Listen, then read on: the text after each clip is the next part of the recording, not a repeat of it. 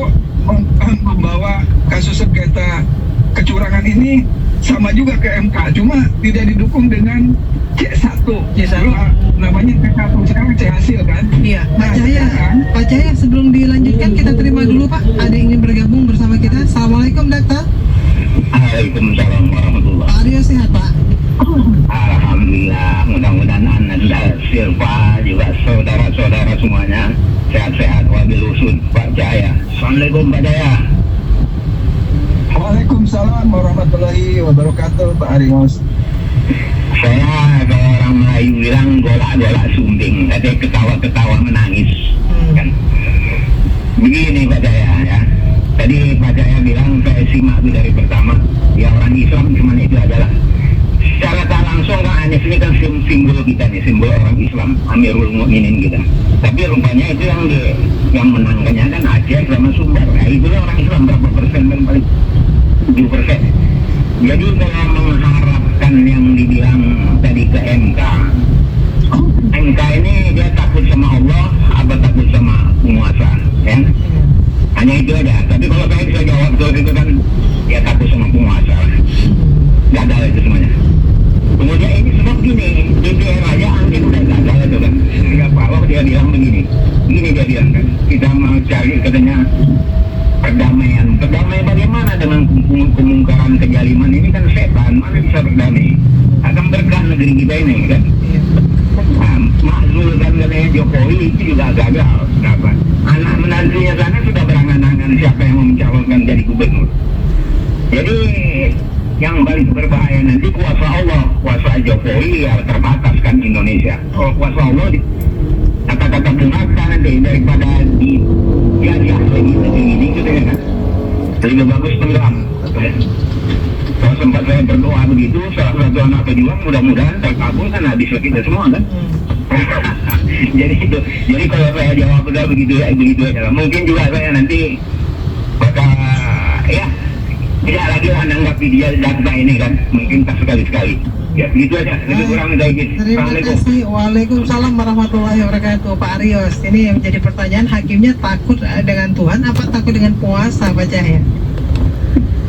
Ya kemarin Pak Soehartoyo, ketua MK yang baru yang menggantikan Anwar Usman, ada upacara pengambilan sumpah menjelang sidang sengketa pemilu ini, sengketa pilpres terutama. Jadi bukan hanya hakimnya tapi semua yang terlibat dalam persidangan itu sudah disumpah. Artinya mudah-mudahan para hakim dan para staf yang ada di MK yang nanti akan terlibat dalam sidang sengketa pemilu itu betul-betul takutnya kepada Tuhan Yang Maha Esa, kepada Allah Subhanahu wa Ta'ala, bukan kepada penguasa. Sehingga dengan begitu mereka bisa menjalankan sidang ini secara objektif dan independen. Jadi mudah-mudahan nanti sidang MK itu berjalan. Tekanan pasti akan ada tekanan-tekanan. Nah cuma mudah-mudahan kita berdoa supaya para hakim MK ini bisa diberi kekuatan menghadapi tekanan itu.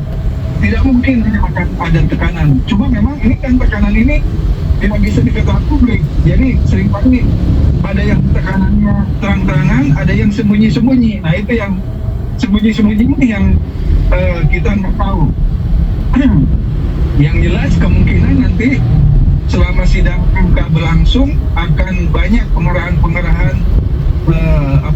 masa-masa bayaran yang dikerahkan paslon tertentu ya. Yang jelas kalau masa dari paslon 01 umumnya mereka sebagian besar mereka itu datang dengan biaya sendiri, dengan tenaga sendiri. Panas-panasan kemarin itu dari tanggal 18 sampai tanggal 20 yang datang dari mana-mana ya, dari Jawa Timur, Jawa Tengah, Jawa Barat, hanya untuk menyampaikan suaranya.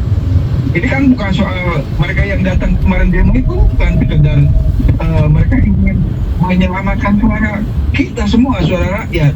Nah ini demikian juga nanti dalam sidang MK, kita semua berharap sidang itu bisa berjalan dengan adil dan bisa terbuka untuk masyarakat gitu, sehingga sidang itu detik demi detik bisa dipantau, bisa disiarkan langsung melalui siaran langsung ya.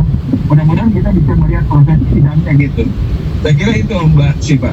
Iya, bagaimana Bapak melihat pidato yang disampaikan oleh Prabowo, di mana ia mengajak masyarakat untuk tetap bersatu dan saling bergandengan tangan?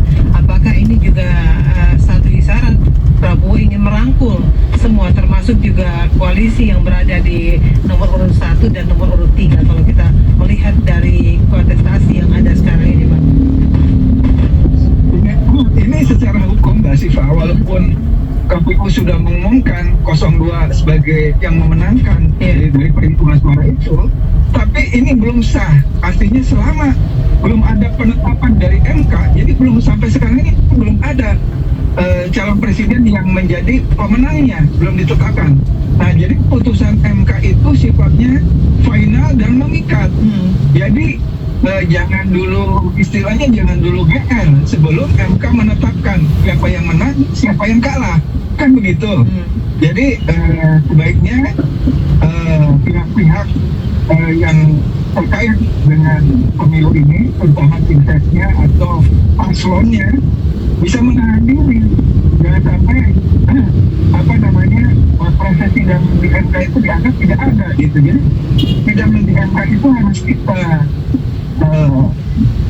ikuti dan diikuti dengan seksama tentu ya, bagaimana prosesnya. Nah, baru nanti putusan dari sidang MK yang dihasilkan oleh hakim-hakim itu yang menjadi rujukannya. Jadi bukan rujukan hasil pemilu presiden, itu bukan pengumuman KPU ya, tapi dari MK.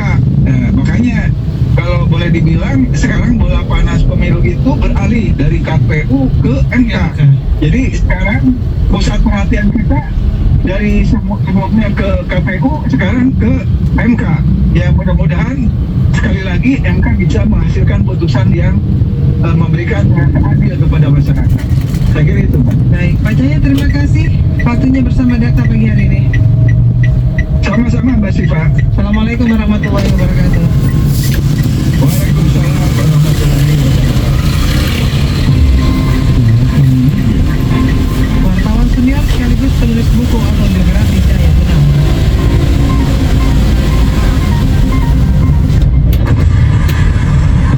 Terima kasih sudah nonton. Jangan lupa like, subscribe, dan share ya.